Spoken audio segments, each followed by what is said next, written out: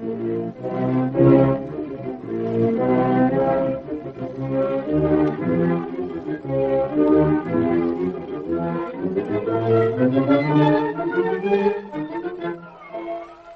most delightfully fascinating character in the realms of mystery, Charlie Chan.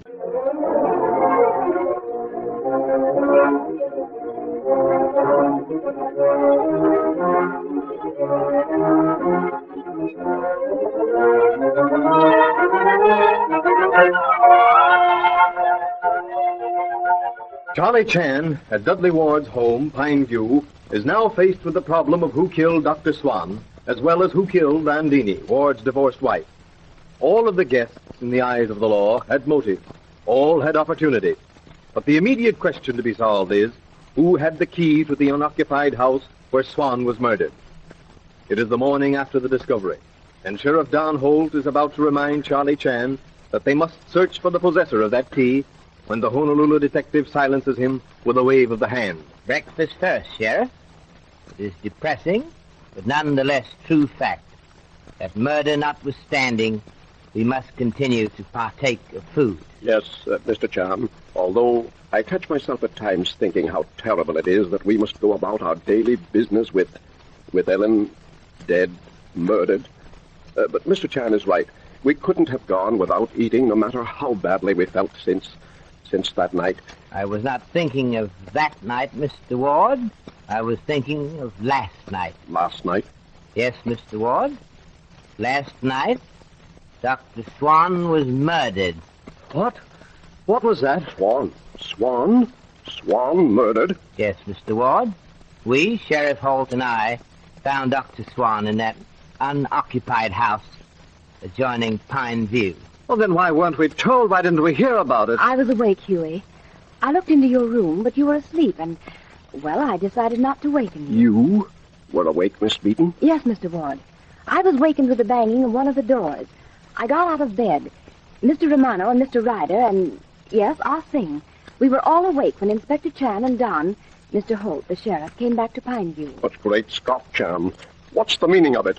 Why Swan? Mr. Ward, you made statements some time ago, it was, that you had carried hospitality too far. Yes, Inspector. When we made the discovery that the money was missing from Landini's handbag, I felt that I had been entertaining a thief. You were entertaining worse than thief, Mr. Ward. Dr. Swan was blackmailer. Swan? A blackmailer? Surely not. Surely there must be some mistake. Afraid not, Mr. Ward. What do you say, Sheriff? You have been silent. Pretty sure thing, I'm afraid, Mr. Ward. But good heavens, who was Swan blackmailing? Madam Landini. But for what? What could he know about Landini that would... Oh, I think I see. I can believe it, all right. Swan tried approaching me. You, Huey? What could Swan want with you? Oh, he dropped it as soon as he found out I had no money. I have purposely avoided talking with you, Mr. Beaton, because of your affection for Madam Landini. I realized fully the terrible strain under which you've been laboring. But now, I think exercise of my tongue is quite in order. For what did Swan try to blackmail you? Seems rather silly. I mean, doesn't seem to have much bearing on the case. Criminal invariably is caught in own toils because of stupid acts or stupid remarks. Possibly silly thing you have in mind will develop into essential clue we so unsuccessfully seek.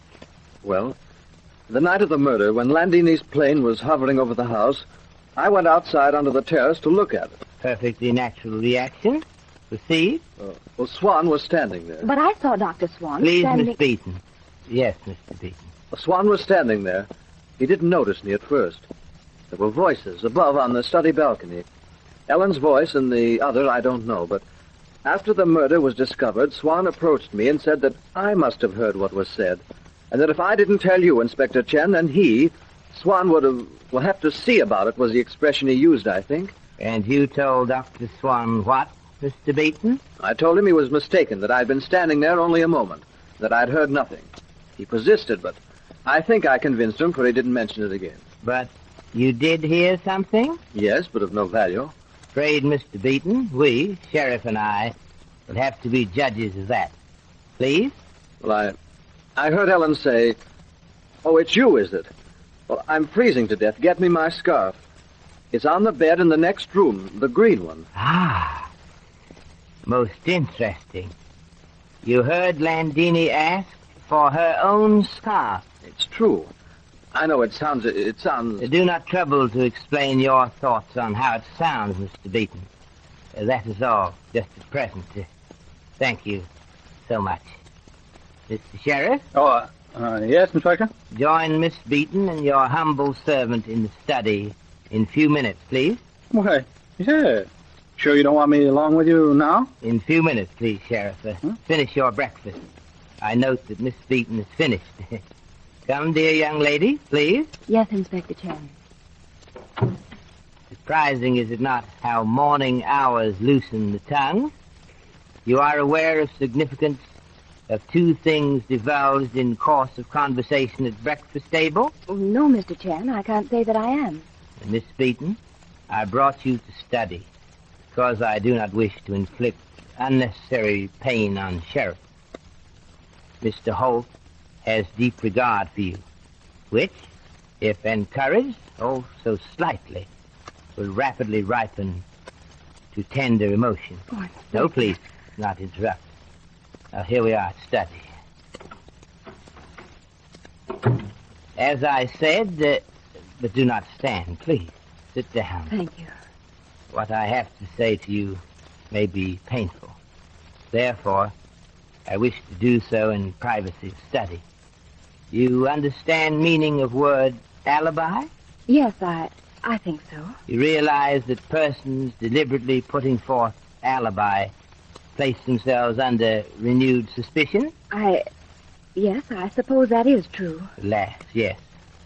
Now, this morning, your brother Hugh brings out conversation he overheard, which, by the way, is not evidence and would in court be ruled out of evidence as hearsay. Your brother, I say, tries to provide alibi for you on night of murder by saying that he overheard murdered woman ask for her scarf. Please, Mr. Chan, don't blame Hugh for that. But, dear young lady, why did he not come forward with such important evidence the night of murder? That was my fault, Mr. Chan. Hughie told me, and I said, please don't tell that. They'll think you're just saying that to try and clear me. You said that? You swear it? I swear it, Mr. Chan. Now about other disclosures. You realize that you provided alibi for your brother last night? I? When? How? When you said that you looked in brother's room and found him asleep. Why, I didn't think of it in that way. It was ordinary conversation when Hugh asked me why he wasn't told about... Oh, Don. You already recognize his knock on door? Come in, Sheriff. We have finished discussion, Sheriff, and at future time, Miss Beaton will disclose same to you. But now, we have neglected duty to perform. Oh, yes, you mean about the key to the house where Swan was murdered. Huh? Quite, Sheriff. By the way, you made arrangements for removal of Swan's body? Yes, I called the coroner and Cash Shannon, my deputy. Very good. This afternoon, we will take Miss Beaton for a walk in that direction. But now, kitchen calls for our attention. The kitchen? Yes. Back door was used last night by murderer. We will see if cook, who sleeps in little bedroom off back stairs, heard anything. Then we will start on trail of missing key. We leave you now, Miss Beaton, but this afternoon we take walk. I'll be looking forward to it, Inspector. And thank you for believing me. My dear, a person becomes a friend because one learns to believe in that person. You, if I may say so, are regarded by this humble Honolulu detective as very good friends. Oh. Thank you so much. That statement of Mr. Hugh Beaton's that Landini said, "Oh, it's you, is it?" is very disturbing, Sheriff. Doggone it, I know it is. I've been thinking about it ever since. Then you have come to some definite conclusion? I have, Inspector. Who would Landini be likely to address as, "Oh, it's you, is it?" Pretty soon the teacher will be taking lessons from the pupil. I await your conclusion. Well, I hate to say it, but it'll be either Cecile or Ah Sing. Yes. Your ruminations brought you to farther conclusions? Yes. How'd you guess? I'm watching you, Sheriff. You will become more than county sheriff. You think. You apply rules of logic, and he who thinks and thinks rightly shall someday sit at the Emperor's right hand. Well, since Landini would only be likely to speak to Cecile or Ah Sing that way, and Cecile had already refused to get the blanket for the dog, that leaves Ah Sing. Sorrowfully, I feel that you are correct. Oh, but here's the cook. Good morning, Mrs. O'Farrell. Oh, sure, and it's you, is it, Mr. Chan? Yes, Mrs. O'Farrell. May we enter sacred precincts of kitchen? And that you can, Mr. Chan, and welcome. Can I be after doing anything for you? Did you hear any disturbances last night, Mrs. O'Farrell? And that I didn't, Mr. Chan. After a day's work like I put in, I sleep without moving on me bed till 5 o'clock in the morning. I see. Thank you so much. Yes? Well, this is the cook. Oh, yes, he's here. That's for Mr. Chan. Thank you. Yes? This is Inspector Chan. Yes? Thank you. Smart idea, that of Ward's, having these phone extensions. Indeed, yes. That was telegraph company. I took liberty of wiring owner of house, unoccupied house where Swan was found, as to who had key to same. Yeah? Owner wires reply, only Singh has key. Where is Singh? Sing, Mr. Chan? He's in the pantry. Sing. Hey, what we look at? Like a see Sing? Oh, Mr. Chan. Huh? Singh? You know where key to unoccupied house is kept? Oh, sure, me know. Show me. Me too busy now. Me fix everything you Show me that key, Singh. Oh, like they keep a collar on. Key he hang on hook here, pantry. Oh.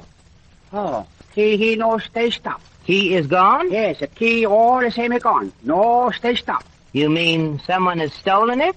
What you think, was it? So, again, suspicion points to Ah Sing. But to use an old expression, there's more in this than meets the eye. We'll wait to see what Inspector Chan makes of it. Inspector Chan will be with us again.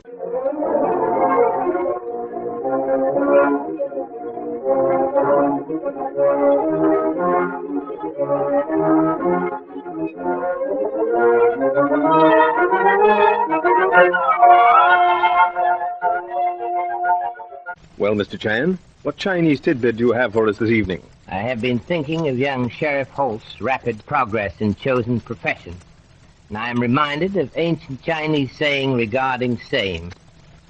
Plain living and high thinking enlarge the brain but keep the ego small. Such a man will be remembered with kindliness and admiration, combined affection not placed in many persons. Thank you, Inspector Chan, and good night.